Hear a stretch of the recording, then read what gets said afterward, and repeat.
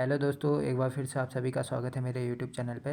आज हम बात करने वाले हैं आर्थिक परिदृश्य वाले दूसरी वीडियो के बारे में। उससे पहले हम एक चीज़ भूल गए थे कि नीति आयोग के बारे में थोड़ी बहुत चीज़ें और जो पूछी गई हैं वो चीज़ें बताना था। नीति आयोग का प्रमुख उद्देश्य है कुपोषण मुक्त भारत बनाना। ठीक है, ये लिख लेना, कुपोषण मुक्त भारत बनाना नीति आयोग का उद्देश्य है। और नीति आयोग के उद्देश्य एक दो और हैं, वो भी देख लो।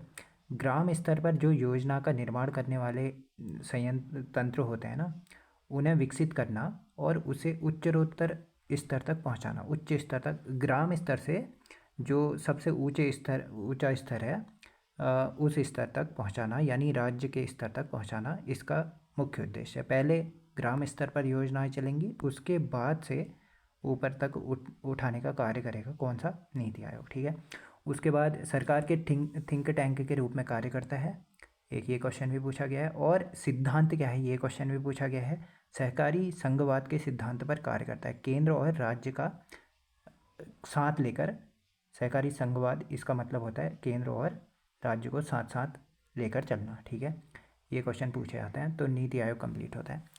तो आज की इस वीडियो को स्टार्ट करते हैं। उत्तराखंड बजट 2024-25। सबसे पहले बात करेंगे, इसे ज्ञान आधारित बजट कहा जाता है। ज्ञान मतलब जी फॉर गरीब, देखिए जी फॉर गरीब, वाई फॉर युवा, ए फॉर अन्नदाता और एन फॉर नारी शक्ति। ठीक है, ज्ञान आधारित बजट कहा जाता है। फिर त्रिवेणी बजट के आधार पर इसे देखा जाता है। उन्नत, सुशासित और क्षमतावान उत्तराखंड कहा गया है। इस बजट को त्रिवेणी बजट के रूप में पेश किया गया है इस बार के बजट को। वार्षिक वित्तीय विवरण के रूप में 112वें अनुच्छेद के तहत इसको पेश किया जाता है। कोई बजट शब्द का उल्लेख नहीं किया गया है संविधान में। संविधान में बजट शब्द के लिए वार्षिक वित्तीय विवरण के रूप में तैयार किया जाता है। ठीक है, और राज्य का बजट 202 अनुच्छेद के तहत दिया जाता है, पेश किया जाता है। राज्य का 202 और केंद्र का 112 अनुच्छेद के तहत। ठीक है, बजट है इस बार का 89,230 करोड़ रुपए। ठीक है, और पिछले बार से 15% की अधिक वृद्धि की गई है। पिछले बार बजट था 77,407 करोड़ रुपये। बजट पेश कौन करता है? वित्त मंत्री करते हैं। वित्त मंत्री कौन है? प्रेमचंद्र अग्रवाल है। ठीक है, और उत्तराखंड का फर्स्ट बजट ये पूछा गया है। उत्तराखंड का फर्स्ट बजट 2001-2 में रमेश चंद्र पोखरियाल निशंक द्वारा पेश किया गया था। 3 मई 2001 को डायरेक्ट डेट पूछी गई थी। उसके बाद निर्वाचित सरकार का जो फर्स्ट बजट पेश किया गया था 2002-3 में, एनडी तिवारी जो राज्य के प्रथम निर्वाचित मुख्यमंत्री थे। रुपया आता है, यहाँ से क्वेश्चन बनता है, रुपया आता कहाँ से है और जाता कहाँ से है? देखिए, रुपया आता है लोक ऋण से आता है 31.30 रुपया, 30% रुपया। उसके बाद स्वयं का कर राजस्व होता है 25.24%। केंद्र सरकार से अनुदान के रूप में मिलता है 21.90%। केंद्रीय कर में राज्य का अंश होता है 15.29%। उसके बाद रुपया जाता कहाँ को है? वेतन, भत्ते, मजदूरी और अधिष्ठान व्यय में 22.63% जाता है रुपया। निवेश में 22.43%। वृहत लघु निर्माण कार्यों में 10.41%। पेंशन आनुतोषिक कार्य में 9.21% और अन्य व्यय जो हैं 22.43% है। यहाँ से टॉप 4 याद कर लेना कि रुपया आता कहाँ से है और रुपया जाता कहाँ पे। ठीक है, उसके बाद राजकोषीय घाटा। राजकोषीय घाटे को पढ़ने से पहले एक FRBM एक्ट आया था, वो 2003 में लाया गया था। इसे कहते हैं राजकोषीय उत्तरदायित्व एवं बजट प्रबंधन एक्ट। ये 2003 का है, जो केंद्र सरकार द्वारा लाया गया था। इसमें कहा गया है कि 3% से अधिक नहीं होना चाहिए राजकोषीय घाटा। पिछले बार था राजकोषीय घाटा 23-24 के अनुसार 2.7%, और इस बार का है 2.39%, जो 3% से कम है दोनों ही, देखिए दोनों बजटों में। और ये क्वेश्चन हाल ही के एग्ज़ाम में पूछा गया है, उत्तराखंड का जो FRBM एक्ट कब पारित हुआ था? 2005 में FRBM एक्ट लागू किया गया था उत्तराखंड में। ठीक है, राज्य में जो कर के प्रमुख स्रोत हैं उनके बारे में पढ़ेंगे। वाणिज्य व्यापार कर, जिसे वैट कहते हैं, आबकारी कर, स्टाम्प व निबंधन शुल्क, ऊर्जा कर, वाहन कर, खनन कर, राज्य उत्पाद कर, भू राजस्व कर, होटल कर और मनोरंजन कर, इन पर कर लगते हैं। राज्य के प्रमुख स्रोत हैं ये। वैट, वाणिज्य कर या व्यापार कर भी कहते हैं। वैट जो केंद्र सरकार द्वारा लाया गया था 1986 ईस्वी में, राज्य के कर का प्रमुख स्रोत भी कहा जाता है इसे। राज्य में 1 अप्रैल 2005 से लागू किया गया था और उत्तराखंड 22वां राज्य बना था वैट को लागू करने वाला। ये क्वेश्चन पूछा गया है कि उत्तराखंड कौन सा राज्य बना था 22वां, और हाँ, तो ये क्वेश्चन पूछा जा चुका है, उत्तराखंड 22वां राज्य बना था वैट को लागू करने वाला। दोनों ही क्वेश्चन पूछे जाते हैं, उत्तराखंड में वैट लागू कब से हुआ और कौन सा राज्य बना था। ठीक है, नेक्स्ट देखते हैं अन्य करों के बारे में। वस्तु एवं सेवा कर, जिसे कहते हैं GST, goods and service tax. ठीक है, यह लागू हुआ था 1 जुलाई 2017 से लागू हुआ था। यह संपूर्ण उसमें लागू हो गया था देश में, और उत्तराखंड 5वां राज्य बना था जिसने जीएसटी को लागू किया था। ठीक है, और जीएसटी के बारे में फर्स्ट राज्य असम बना था।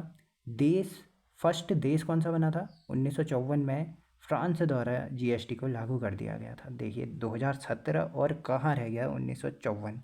फर्स्ट देश बना था फ्रांस।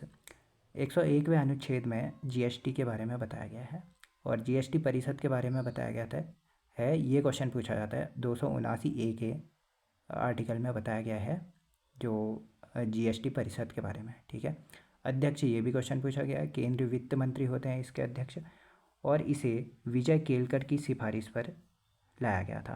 प्रारूप इसका तैयार किया था असीम गुप्ता ने, और ये कनाडा मॉडल अपनाया गया है, इसमें कनाडा से लिया गया है इस मॉडल को। ठीक है, जीएसटी मॉडल को भारत द्वारा।